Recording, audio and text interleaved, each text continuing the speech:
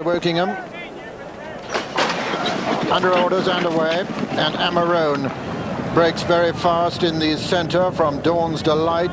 Preobajenska on the stand side right up there, and also Son of Raja running very fast with them as well, and Shasta Sam in the centre of the course. And as they run down towards the 4 furlong marker, Preobajenska on the stand side, Morse Pip there in the centre, over on the far side with the sheepskin noseband, Amarone leading Ferryman. It's Morse Pip to the right, Amarone to the left.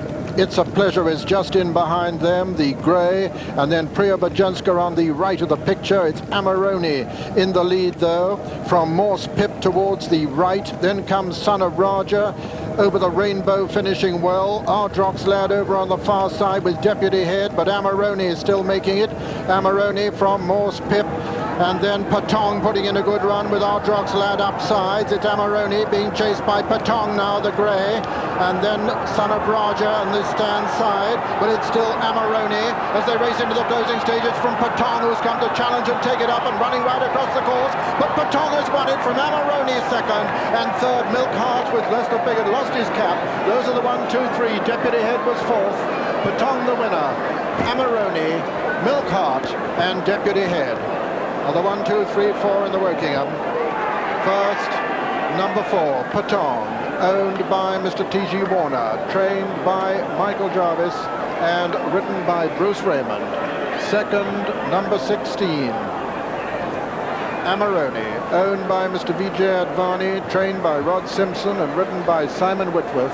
And third, number 12, Milk Heart, owned by Elisha Holding, trained by Jeff Lewis and ridden by Lester Biggett. Fourth, for me, number 14, Deputy Head, but the judge has called on a photo for fourth place. And he's announced those concerned. Number 14,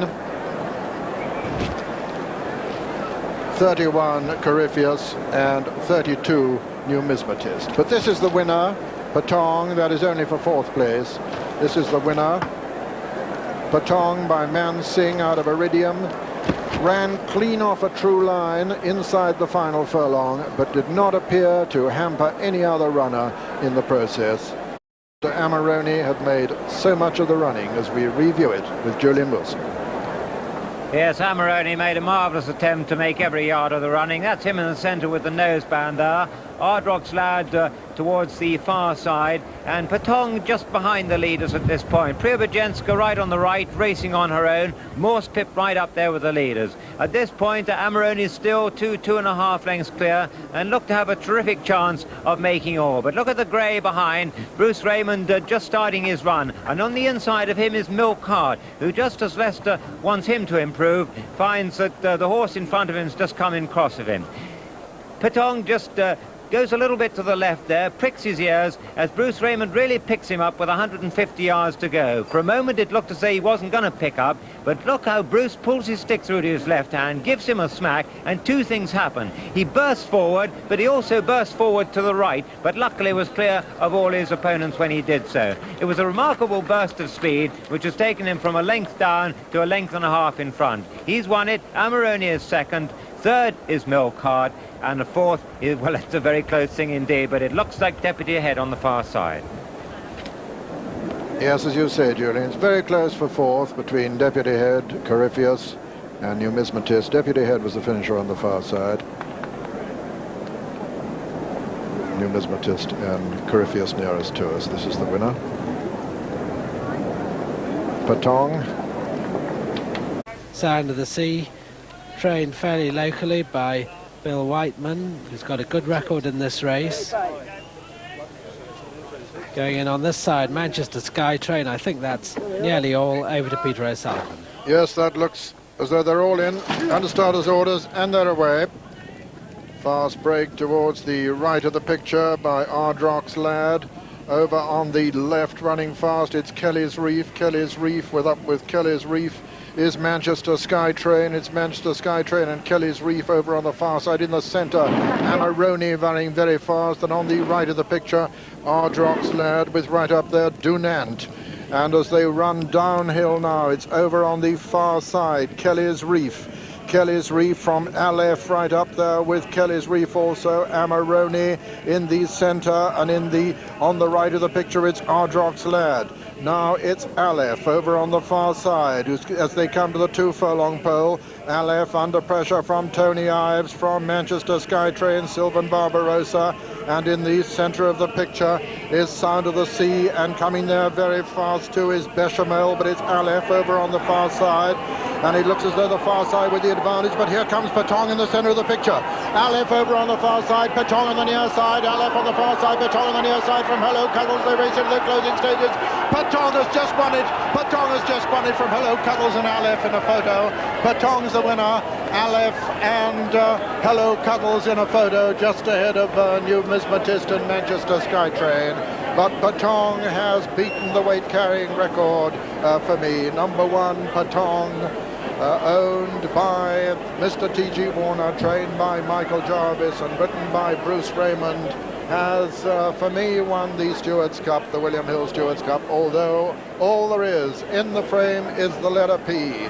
So, the ones I expect to be involved. Number 1, Petong, Hello Cuddles, which is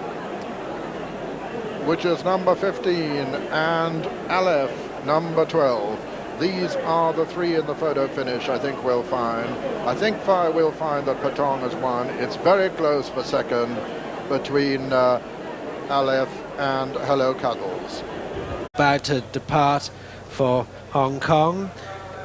Celestial Dancer number 2, drawn at number 2. Edward will keep him tucked in, try to come very late, but he's one of the last to go in. Here's Peter O'Sullivan. Yes, Edward last in. Never So Bold, 9 to 4 from 5 to 2.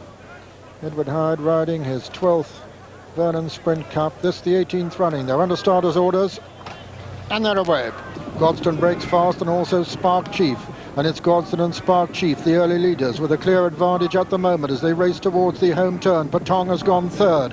Then Abibti just in behind him, and then Committed on the rail, and Kirshner's the back marker. Turning into the straight already, and it's Spark Chief. And Godston coming right over towards the stand side, Godston, or the centre of the course rather, and it's Spark Chief now with the advantage, being tracked by Habibti. Over on the far rail is Committed. Petong the grey is between them. They're coming down towards the 3 furlong marker. Spark Chief in the lead from Petong. Then comes Committed, got slightly chopped on the fence there. Godston on the near side, coming down towards the 2 furlong pole, and it's Spark Chief from Petong. And then on the near side, Godston just in behind them, Habibti, and then Committed having a job to find room now. The favourites are coming down towards the furlong pole, and it's Petong. And Bruce Raymond bidding for a 3-timer, being pressed by Habibti's last year's winner, and it's Petong from Habibti. Habibti trying to re-establish herself as Committed, moves into third. Celestial Dancer's just in behind him, but racing up towards the line. Never So Bold producing a challenge on the near side, and it's Habibti and Petong at the line. It's a photo between Petong and Habibti, with Never So Bold third and Committed 4. Habibti and Petong in a photo from Never So Bold and Committed. Those are the first 4 in the 1984 Vernon Sprint Cup, and a very close photo indeed it is too. A photo between Petong and Habibti, with Never So Bold beating down their necks, and no doubt about it, the favourite didn't have a good run at all, Committed. The judges called it a photo. So let's review the closing stages as we await the official outcome, particularly noting with Committed as we join it with John Hanmer. And Committed nearest to us on the inside, and Brent Thompson has certainly had a very rough ride on this filly, because she's been on the inside rails and she hasn't had any room. No rails there, but they're shortly to take a very sharp left-hand turn into the straight, and it's Spark Chief and Godston up in front. Petong is in third place, and Committed plenty of room at the moment on the far rails, but now the runners crowd over to the rails. They've got about 4 furlongs to race, and Spark Chief still just in the lead from the grey Petong, and Committed on the rails, and this is where Brent Thompson has to steady her to avoid being brought down. and has to gradually ease his way over to the centre of the course. He just glances over his right shoulder there. At this stage, last year's winner Habibti is in 4th place, going really well, and also Never So Bold, number 4, nearest to us, going extremely well with Tony Murray. But Godston, making his first appearance of the season on the left of the picture, still in the lead at the 2 furlong marker. Spark Chief, a 5 furlong horse, is just beginning to fade, and Petong, the grey, over on the far rails. Habibti gets a good run in between, and at this stage I thought either Habibti or Never So Bold on the wide outside were going to come and beat Petong. But Petong battles on really well under Bruce Raymond's hard driving. Bruce going for a treble here in the 3 races we've had this afternoon, and Petong answering every call he makes. Willie Carson goes for everything on Habibti. There's a Stewards inquiry, not surprisingly, and Never So Bold coming with a tremendous run on the outside, and it's very close indeed. Petong sticking out his neck on the far side, but the angle's very deceptive. Habibti is the one in the middle, and Never So Bold on this side, the favourite committed after a bad run, is back in 4th place.